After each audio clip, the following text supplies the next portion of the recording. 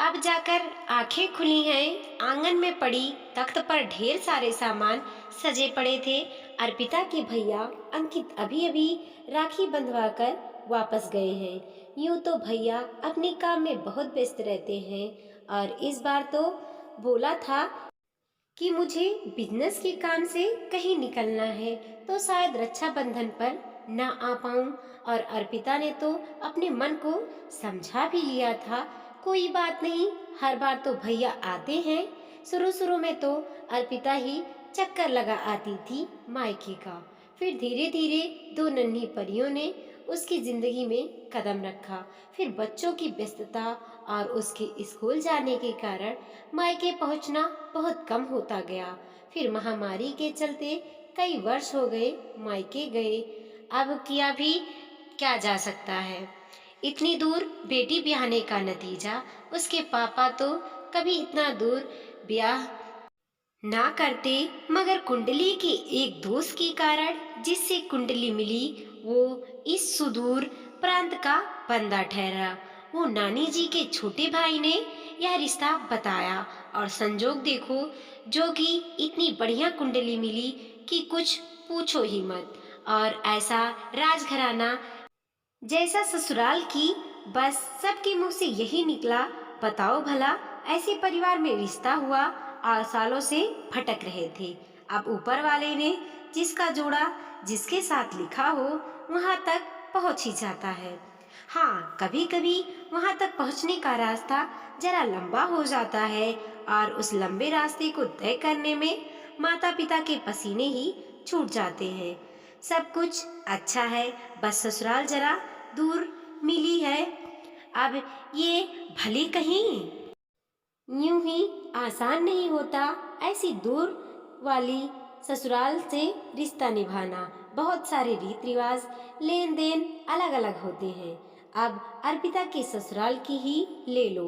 हर छोटे बड़े काम, पूजा पाठ, तीज त्योहार पर भर भर कर मायरा मतलब मायके से सबके लिए सौगातें भर भर कर आती हैं, मतलब लगती हैं। जैसे किसी डॉक्टर ने प्रिस्क्राइब किया हो, चाहे उसे पूरे करने की समर्था लड़की के मायके वालों में हो या ना हो।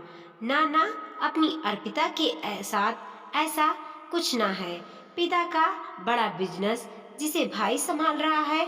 यूं तो अर्पिता की बड़ी जेठानी को उसके मायके से आए सामानों के लिए ताना देने से शुरुआत हुई और पता नहीं कैसे पारिवारिक कलह तक जा पहुंची। अरे इतनी की उसे मायके से बुलाने का नाम नहीं लेवे हैं, मतलब कि बगैर कानूनी कार्यवाही के तलाक ही समझो। सुना है अब तो वहीं मायके में किसी स्कूल में पढ़ाती हैं और अपने दोनों बच्चों का पालन पोषण कर रही हैं। लो बताओ भला कैसे मायके वाले हैं। हमें क्या, हम तो अपनी अर्पिता की बात बता रहे थे। दुनिया भर की पंचायत से हमारा क्या लेना देना। अपनी अर्पिता के मायके वाले तो खूब लेन देन करे हैं। आखिर माँ बाप की चिंता भी कोई चीज होवे है कि नहीं। एक तो इतनी मुश्किल से ब्याह तय हुआ, जिस पर इतना बड़ा घराना मिला, तो बेटी का मान बढ़ा रहे ससुराल में उसकी बड़ी जेठानी जैसा हाल ना हो, फिर उन्हें पैसों की कौन कमी है। अर्पिता तो झूम झूम कर सबको सामान दिखाती फिरती है, बड़े ही गर्व से सिर ऊंचा उठा कर। माँ, ये आपने काम के सिलसिले में जा रहे हैं, थोड़ा सा रास्ता बदल लेंगे तो मैं घर हो आऊंगी और सबसे मिलाऊंगी। फिर रिद्धि सिद्धि की भी छुट्टियां हैं। अर्पिता ने अपनी सासू माँ से पूछा तो उन्होंने भी सहर्ष अनुमति दे दी। लौटते वक्त ढेर सारा उपहार लेकर आएगी बहू, मन ही मन कल्पना करके मुस्कुरा उठी। सुनिए जी, किसी को बताइएगा नहीं, घर में पहुंचकर सरप्राइज दूंगी। अचानक कई साल हो गए घर गए। पहले महामारी, फिर सासू माँ की तबीयत नासाज थी। हालांकि सबने कोई कमी ना रखी। हर तीज त्योहार पर कभी पापा कभी भाई आ जाता रहा। ढेर सारी उपहारों के साथ, मगर सबसे मिलने, अपने घर को आंखों से देखने की तलक लिए अर्पिता गाड़ी में पति विक्रांत की बगल में बैठी हुई कब आंखों में झपकी लग गई पता ही नहीं चला। गाड़ी झटके के साथ दरवाजे पे रुकी। रुकने के साथ ही झटका लगा। दुकान के नाम का बोर्ड कहाँ गया? जरूर भैया ने नए तरीके का बनवाने को दिया होगा। ये भाई भी ना बड़ा शौक है नए तरीके का टीम टाम बनाए रखने का। दुकान का शटर आधा खुला था। ऊपर के हिस्से में सब रहते थे। अर्पिता अंदर घुसी। दुकान का सारा सामान कहाँ गया? अब और बर्दाश्त नहीं हो रहा है। ऊपर भागकर पहुंची भाभी दोनों बच्चों को रात की रोटियां खिला रही थी। नन्ही गुड़िया पूछ रही थी, मम्मी टीचर स्कूल में डांट रही थी कि फीस कब जमा करोगी? तुम्हारे मम्मी पापा 3 महीने से टाल रहे हैं। इस महीने नाम कट जाएगा। अर्पिता ने भागकर गुड़िया को गोद में उठा लिया। अरे अर्पिता, तुमने तो सरप्राइज दे दिया। पहले से बता कर रखना था तो कुछ इंतजाम करके रखती। भाभी, सरप्राइज तो आप सबने दे दिया, इतना पराया कर दिया। कैसे हो गया इतना सब कुछ? अर्पिता ने रोते हुए पूछा। महामारी में दुकान ठप ही थी। सालों में माँ के और मेरे जेवर बिकते गए। सारा सामान भी बर्बाद होता गया। पापा जी और मम्मी जी की दवाइयों में बहुत पैसा लगता गया। भाभी ने आंचल से आंसू पोंछते हुए कहा। और बड़ी सी नई गाड़ी जिससे भैया मेरे घर आते थे। अरे पगली, वही तो हमारा सहारा है। तुम्हारे भाई साहब गाड़ी चलाने लगे ना, यही तो राज है जिसे हम सब छुपा रहे थे तुमसे।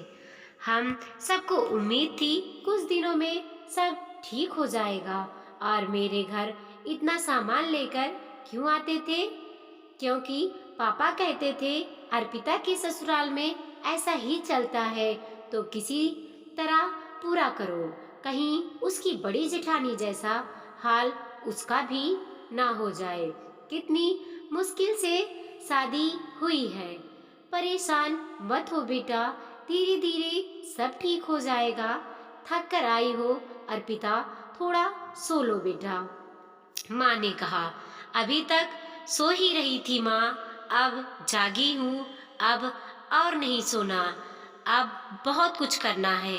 अर्पिता ने अपने दोनों हाथों से सोने के कंगन और गले में पड़ी मोटी सी चैन उतारकर भाभी के हाथों में रख दिया। भैया से कहिएगा सामान खरीदकर दुकान फिर से शुरू करें। मैं और पैसे भिजवा दूंगी। क्यों विक्रांत? विक्रांत ने भी सहमति में सिर हिलाया। माँ से कहा, ज्यादा रुकूंगी नहीं, बस भाभी के हाथों का खाना खाकर निकलूंगी। एक जरूरी काम और निपटाना है। बड़ी भाभी जिठानी के घर जाना है। उन्हें पूरे सम्मान से घर वापस लाना है। उनका अधिकार उन्हें दिलाना है। और हाँ, अब ये मायके की सौगात कहीं से नहीं आएगी, ना मेरे मायके से, ना बड़ी दीदी जेठानी जी के मायके से। मायके से लेन देन बस उतना ही होना चाहिए जिससे ना किसी का दिल दुखे, ना पूरा करने में किसी की कमर झुके, ना ही किसी का मन छलनी हो। कैसी बात कर रही है बेटा? ये तो रीत होती है। कहीं तेरी सासू माँ ससुराल वाले नाराज ना हो जाए। माँ ने घबराते हुए कहा। बस यही रीत तो बदलनी है माँ। अपनी दोनों बेटियाँ रिद्धि सिद्धि, नन्ही गुड़ियाँ और सभी बेटियों के लिए ये शुरुआत करनी है मुझे। अब जाकर आंखें खुली हैं। स्नेह और परस्पर प्रेम का आदान प्रदान होना चाहिए, ना कि इस बेझिली नियमों का। धूल उड़ाती हुई अर्पिता की गाड़ी निकल चुकी थी। माता पिता के गले में पड़ी बेड़ियां काटते हुए अपने अगले सफर की ओर, अपनी जिठानी के घर की ओर। मित्रों, अर्पिता के इस नए सफर, नए शुरुआत को आपके स्नेह और समर्थन की आवश्यकता है। आप सहमत तो है ना?